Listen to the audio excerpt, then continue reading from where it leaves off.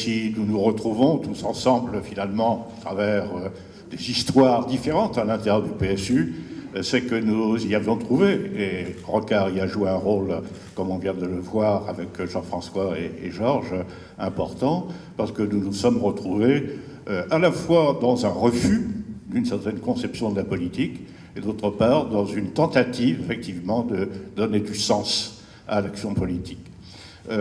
Henri Leclerc a vécu aussi cette période, et donc, sans plus tarder, je lui donne la parole. Je pense qu'il est inutile de le présenter davantage. Je veux être un témoin, et bien entendu, je ne jure pas de dire la vérité, toute la vérité, rien que la vérité, parce que je sais trop, pour avoir essayé de parcourir des souvenirs récemment, à quel point les souvenirs peuvent être faux, des souvenirs de souvenirs qui se transforment, et on retrouve des souvenirs qui sont comme ceux que je rencontre depuis ce matin, dont je sais bien que je les connais, dont je reconnais quelque chose dans le visage, mais dont, l'âge venant, j'ai oublié le nom, et avec laquelle je ne sais pas comment me conduire, surtout quand eux me reconnaissent, évidemment. Bon. Alors, les souvenirs, c'est intéressant parce que ce sont des petites pierres qui permettent de mieux comprendre. Et ce que je veux vous raconter, c'est comment j'ai vécu Rocard. Surtout dans cette période, je constate que nous sommes ici à la tribune, 3 membres du Bureau national de 1968, de la grande période de mai 68. J'ai connu Rocard, là, je crois que je suis sans doute le plus vieux à l'avoir connu ici. Parce que je l'ai connu dans des conditions que je résume en un mot, parce qu'elles sont intéressantes aussi. Mais je l'ai connu, j'avais tout juste 18 ans, le premier jour de ma présence à la faculté, où j'étais assis à côté d'une étudiante très sympathique et avec laquelle j'ai sympathisé, et qui m'a invité à prendre un café avec son fiancé à la boulangerie d'en face. Et puis j'ai vu arriver un jeune homme qui avait 4 ans de plus que moi. Quand on a 18 ans et qu'on arrive à la faculté en sortant du lycée, et qu'on rencontre un jeune homme de 22 ans, qui est Michel Rocard, je ne savais évidemment pas qui c'était, il avait son énorme serviette déjà, et j'ai été littéralement fasciné par son discours. Certes, je n'ai jamais compris très bien pourquoi certains lui reprochaient tellement de parler si vite, mais je ne sais pas pourquoi, si j'avais une aptitude particulière à comprendre ce qu'il disait. Moi, j'ai toujours trouvé sa parole assez lumineuse. Bon. Ceci étant, j'ai été évidemment fasciné.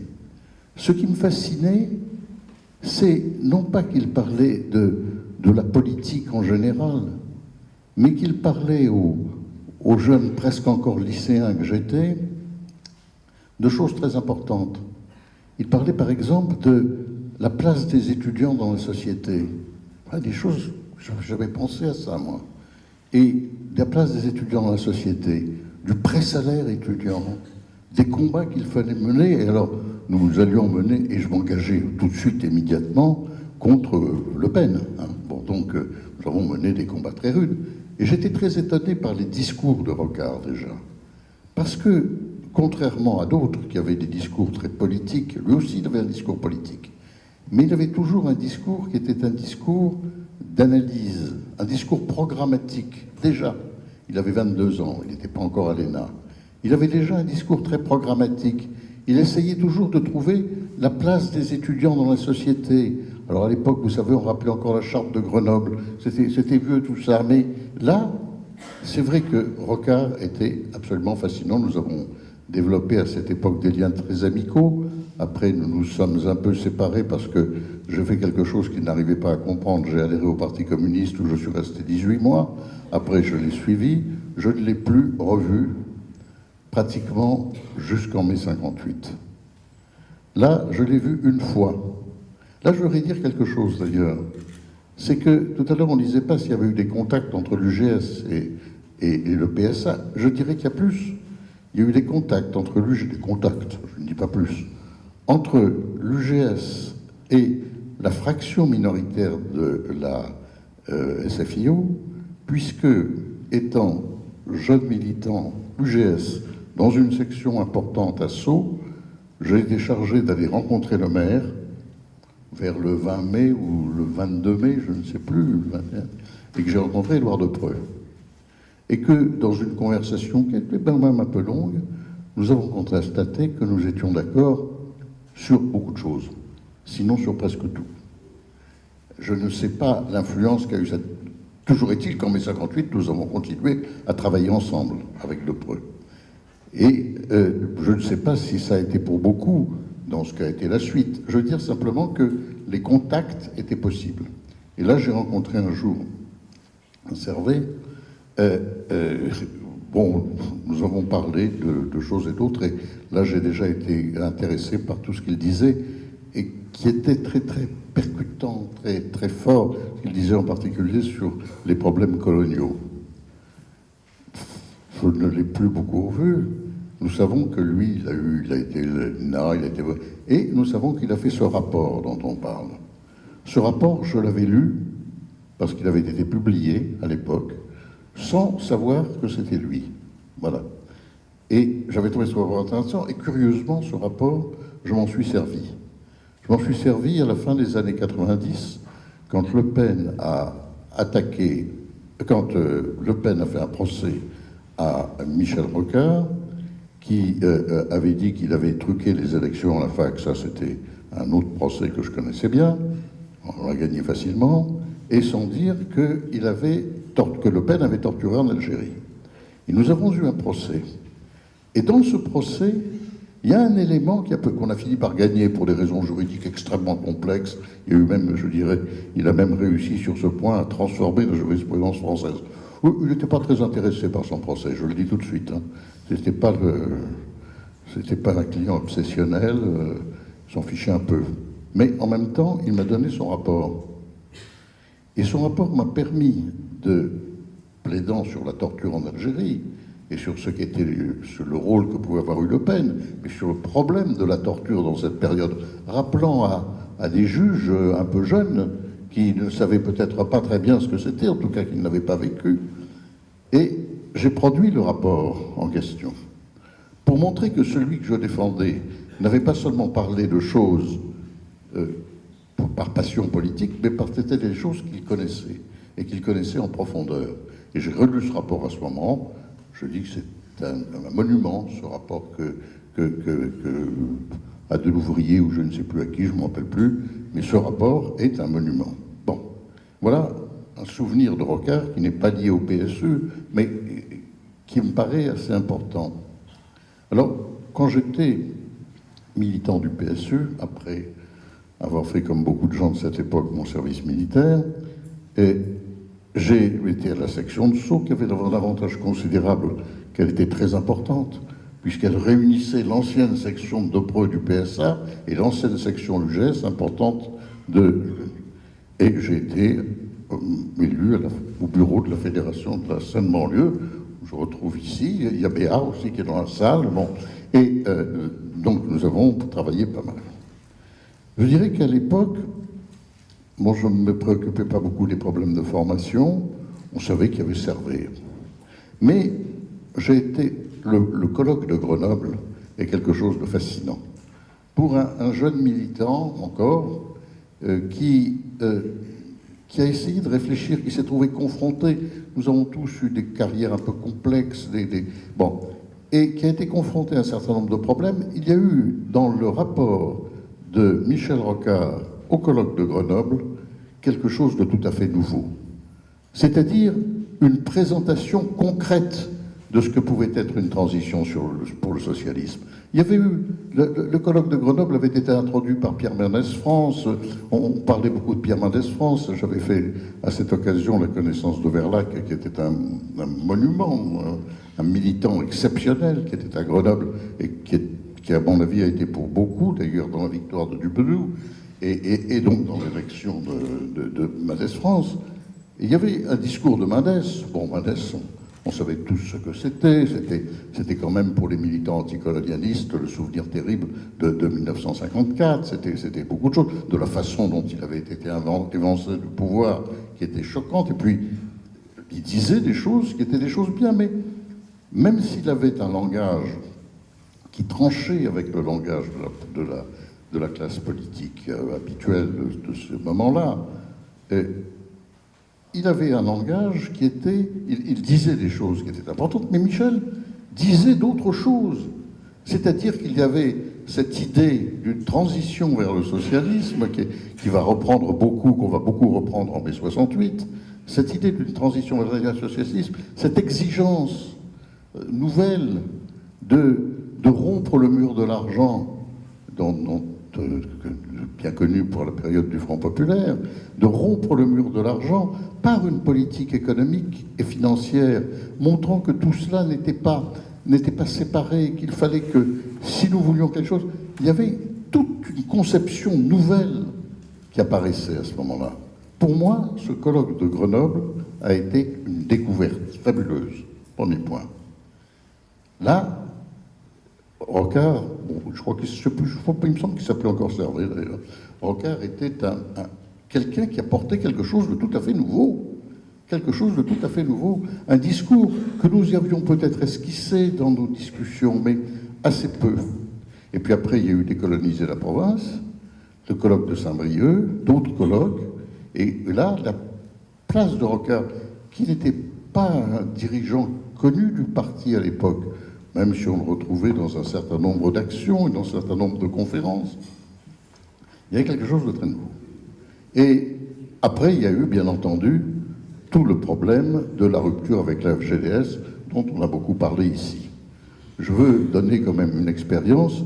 Je ne me rappelle plus très bien ce qu'avait fait Georges à ce moment-là, il était avec nous, mais je me rappelle très bien, en tout cas je me souviens très bien d'un dîner que nous avons fait avec le secrétaire adjoint de la fédération, Charles Piquant, qui était un ami, et Gilbert Mathieu, et Maïté Mathieu d'ailleurs, sur il faut faire quelque chose. Pourquoi fallait-il faire quelque chose? Parce que nous étions... Alors, nous ne supportions pas l'évolution vers la FGDS. Il y avait quelque chose qui faisait un barrage. Au-delà de toutes les analyses politiques, il y avait quelque chose de plus fort. C'était la présence de Guy Mollet dans cette histoire. Il faut se rendre compte ce qu'était pour les militants anticolonialistes la présence de Guy Mollet à la tête de la SFIO. Nous ne supportions pas. Et donc, ça nous paraissait impossible. Mais d'un autre côté, ce regroupement qui était fait avec Ergon et Rocard, et ce regroupement, on n'était pas très... On était un peu inquiet d'Ergon. Voilà, je dois bien dire les choses comme elles sont. Hein. Ce personnage extraordinaire dont nous admirions l'intelligence, mais à la fois goguenard, quelquefois un peu méprisant, et d'une intelligence prodigieuse et qui tenait beaucoup de choses, et nous n'aimions pas beaucoup. Il y avait Rocard qui était là, tiens, il était dans les parages. Et là, nous avons décidé, bon, c'est ce qui a été la motion C, je crois que ça s'appelait, de regrouper les colonels de province dont on parlait. Nous avons vu Verlac. Moi, je me souviens très bien être allé le voir. Nous avons eu Barthélemy à Lyon. Il y avait, je ne sais plus, il y avait peut-être Montariol, enfin, un certain nombre de colonels de province dont on parlait tout à l'heure.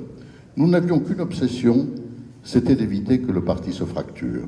Car nous savions que parmi ces colonels de province, un certain nombre d'entre eux étaient sensibles aux sirènes de Martinet, étaient sensibles à cette espèce de promesse d'une victoire électorale qu'il y avait derrière la FGDS. Et donc, nous avons fait le texte intermédiaire, qui était le courant C. À ce moment-là, j'ai vu Ergon, qui prenait les choses avec beaucoup d'intelligence, mais là, j'ai dit, c'est pas possible, mon vieux copain Michel Rocard, il faut que je le voie. Et je l'ai vu. Mais moi, je pense qu'à ce moment-là, la décision était déjà prise qu'il allait être secrétaire national. Bon, ça, c'est du moins mon souvenir. Et bien entendu, bien avant que les votes, les élections aient lieu, les votes dans les sections aient lieu, nous savions déjà que nous allions fusionner. Et que, en réalité, l'opération que nous menions avec Gilbert Mathieu un peu en tête de pont, cette opération était une opération qui était destinée à battre les autres. Pas tellement anti. Bon. Et puis Michel Rocard est donc élu secrétaire national du PSU. Là, c'est vrai qu'il y a tout ce qu'a été ce discours, qui n'était pas le discours de Marc Ergon, hein, qui était le sien, tout ce discours du contre-plan, etc., tout ce discours passe un peu dans le PSU. Et moi, j'ai le souvenir très précis de la préparation du Conseil national qui s'est tenu à Versailles. Tout à l'heure, Jean-François, tu as dit que le rapport sur le syndicat avait été fait par Michel Legendre. Enfin, c'est moi qui l'ai fait, mais enfin, ceci étant, je ne dis pas du tout l'importance qu'elle a eue. Et je peux même dire, oh, attendez, tant pis, j'étais embêté dans cette histoire parce que je devais faire un rapport sur le droit syndical, en gros. Les termes de droit n'étaient pas dans le parti très populaires. On voyait plutôt les choses en termes de lutte, et sur ce point, le rapport d'Abraham Béard était évidemment absolument essentiel, puisqu'il parlait des luttes dans les entreprises. Et il y avait également un rapport de Malter, Prévost, dont j'ai fait la connaissance à ce moment, personnage considérable d'ailleurs, et qui, pour la pensée de Michel Rocard à l'époque, a une importance très grande sur laquelle s'appuie Michel. Et j'étais allé voir Michel Rocard pour lui dire, écoute, Michel, je suis embêté parce que j'arrive pas à trouver dans le parti des gens que ça intéresse, mon histoire. Ce qui fait que je travaille un petit peu tout seul. Il m'a dit, mais tu devrais demander une jeune fille, une jeune militante qui est formidable, qui s'appelle Michel Legendre. Et bon, j'ai donc fait la connaissance de Michel Legendre, sans rien. Et nous avons travaillé, elle m'a aidé, c'est vrai. Et j'ai rencontré à l'époque, je me rappelle, c'est très important, 2 personnes que Michel Rocard m'a envoyé voir dans les syndicats, et dont j'ai fait la connaissance ce jour-là. À FO, c'était Maurice Laby, qui après d'ailleurs rejoindra la CFDT, et à la CFDT, j'ai fait la connaissance d'Edmond Maire.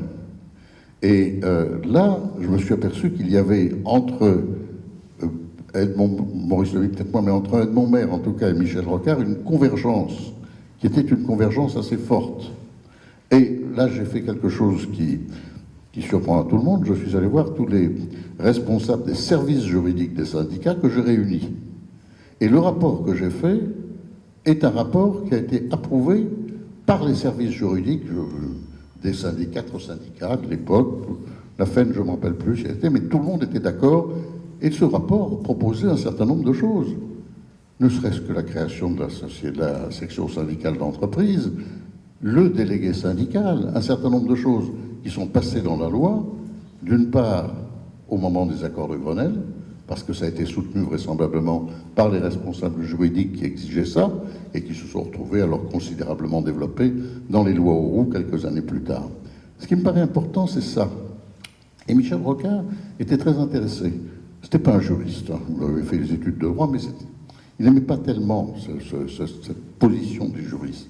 J'avais beau lui expliquer, bon, je trouvais que c'était des paroles un peu vaines, tout ça, que le problème des relations économiques était sans doute, et que l'économie et la politique étaient plus importants. C'est ce que j'ai conservé dans ma tête. Mais ce qu'il y a de certain, c'est qu'il y a eu ça. Et puis, bien entendu, il y a eu mai 68. Alors, 2 mots simplement, parce que ce n'est pas en principe dans la période de temps que je dois examiner. Mais 2 mots quand même. Sur la période de mai 68, je l'ai bien connu. Pourquoi ? Parce que si je suis venu, j'étais membre de la direction politique nationale, mais si je suis devenu membre du bureau national, c'est parce que, là c'est pas Michel Rocard, c'est Marc Ergon qui m'avait intronisé avocat de l'UNEF. Bon, c'est comme ça. Marc Ergon avait estimé que ça suffisait comme ça, il fallait aussi contrôler ça, et j'ai été l'avocat de l'UNEF et l'avocat de tout ce qui s'est passé dans le mouvement de mai, parce que la première chose que m'a demandé l'UNEF, c'était de défendre un type de Nanterre qui était poursuivi devant le conseil de discipline de l'université et qui par ailleurs avait des problèmes de nationalité, c'était Daniel Cohn-Bendit, qui n'était pas membre de l'UNEF, mais ça fait rien. L'UNEF avait dit qu'il a... Bon, et là j'ai été membre du bureau national. Et donc j'ai été, alors très très proche évidemment de ce qu'étaient les étudiants, très très proche des étudiants. Là je me suis évidemment rapproché de Marc Ergon. Et car c'était Marc Ergon, le grand manipulateur, nous le savons tous, et d'une intelligence exceptionnelle, d'un souci tacticien remarquable, et j'ai beaucoup travaillé avec eux. Je voudrais dire simplement une chose sur cette période, c'est que c'est vrai que c'est à ce moment qu'a commencé à se fissurer l'alliance Rocard-Ergon. Elle a commencé à se fissurer, Et ça a été très visible. Et ça n'éclatait pas dans les débats, mais c'était très visible. En fait, Rocard était quand même pensé que la solution Mendes France pouvait être utile, importante, etc. Bon. Et il avait cette vision. Ergon ne voyait que les luttes, que la bataille, et c'est à ce moment-là que les choses ont commencé à se fissurer. Et je me souviendrai toujours de la réunion chez Marcel Francis Kahn, où nous avons eu, Ergon est resté taisant, mais où nous avons eu l'opposition entre la position qui était la position de Sauvageau, en particulier, dont je ne veux pas dire qu'il a représenté, mais qui était sûrement celle de Ergon aussi, qui était très très ferme sur les luttes, et puis la position d'Edmond Maire, qui était très réservée, et qui a fait que politiquement nous avions su à ce moment-là que c'était fini. Voilà, ça c'est une autre histoire. Mais ce que je voudrais surtout dire, c'est que dans ces réunions du bureau dans ces réunions de bureau du parti, le soir, là, dans la petite pièce, il y avait des débats qui étaient des débats passionnés, avec des gens très très brillants comme Manuel Briguier, etc. Chacun avait d'ailleurs des conceptions un peu différentes. Michel Rocard intervenait le dernier en général. Et moi, il y a quelque chose que j'aimerais savoir si on l'a dans les archives. C'est les petits cahiers que Michel Rocard a écrits en permanence dans ses réunions de bureau. Il avait devant lui un cahier où il écrivait tout. Il semblait ne pas... Tout ce qui se disait. Et si on a couru ces cahiers, qui doivent être très nombreux, je pense que c'est un élément d'archive étonnant, qui, si on le lisait, ne rendrait peut-être pas très fier un certain nombre de nous sur des bêtises que nous avons pu dire, mais qui sans doute doit être assez intéressant sur ce qu'a pu être cette période. Et ça a continué après, il a continué à avoir des petits cahiers. Bon, il faut dire simplement que ce qu'a été Michel Rocard dans cette période a une importance considérable. Et c'est sans doute ce qu'il est devenu par la suite. Je suis content de ne pas avoir à parler de ce qui s'est passé en 1971.